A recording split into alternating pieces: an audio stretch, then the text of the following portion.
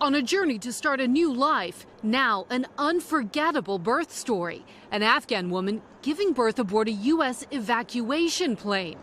These remarkable images show the moments just after airmen from the 86th Medical Group helped deliver the baby girl in the cargo bay of this C-17. The aircraft was en route to Germany from an intermediate staging base in the Middle East when the mother went into labor in midair and began experiencing complications due to low blood pressure. The quick-thinking aircraft commander descended the C-17, lowering the altitude to increase air pressure inside the aircraft, a move that helped stabilize the mother and save both her and her baby's life. The plane safely landed at Ramstein Air Base in southwest Germany, where U.S. medical professionals rushed on board. Army Captain Aaron Breimer, an RN who thought the baby had already been born, got a surprise when she arrived on board and had to perform the delivery herself. She was understandably quite scared. I didn't know if she spoke any English, so I was just trying to be like eye contact, like, you got this, mama, and trying to reassure her. I just delivered the baby. The baby came out screaming. Thankfully, mama and baby are doing well.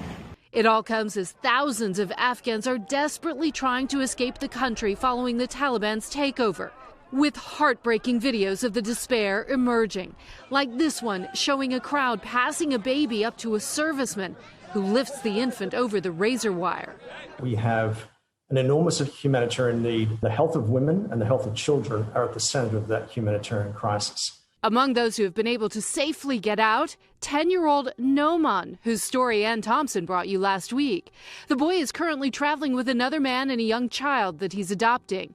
Noman's adoptive father, Bahauddin Mushtaba, says his son has been eager to reach the U.S. He's very excited about it. He's looking forward to it.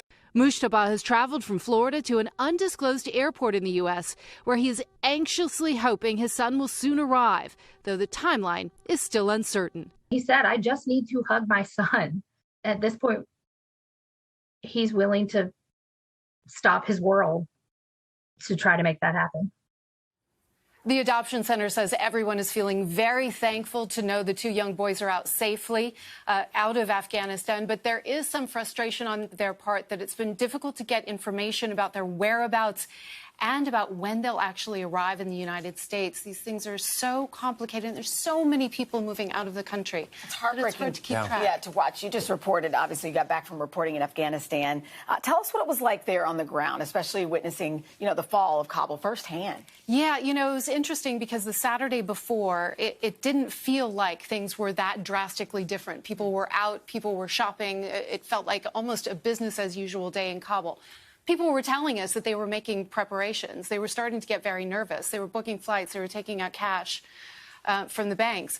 But they never thought, the people we spoke to, that Kabul was going to fall in a matter of hours. I mean, like that. They thought maybe weeks, maybe days at the worst case, but not hours. At the time, you were reporting on women in Afghanistan, and the Taliban has said one message now. We're seeing images that show a much different message. What's your sense of what happens going forward? I think it's going to be really tough for women in Afghanistan, and they know that, and they've been braced for that now for months, really. Ever since that peace deal was made with the Taliban, they've been preparing themselves. They've been raising the alarm. They've been saying, look, this is not going to end well for us. And I don't think that's changed, and you're hearing that from women activists. You're seeing female journalists who feel like they're at risk, female activists who say that they're at risk. And on top of that, you have, tens of thousands, hundreds of thousands, really, of people, women and children, who've been displaced in that country. Lots of people are getting out. Lots of people are going to have to stay there. And the aid isn't getting in, and that's a real, real problem. And it seems like the airport is that sort of line of hope, where hope ends, and yeah. Yeah. And it's key that, yes, of course, it's important to get people out, but it's also important to get aid into the country. Yeah. It's a difficult issue because you're dealing now with a government that is run by the Taliban. But again, 250,000 to 500,000 people displaced by fighting, and they have nothing. They don't have their homes. They don't have a way to make money. They don't have food. So much work to be done. Yeah. It's a challenge. Kelly, thank you. Hey, thanks for watching our YouTube channel. Find your favorite recipes, celebrity interviews, uplifting stories, shop our favorite deals, and so much more with the Today app. Download it now.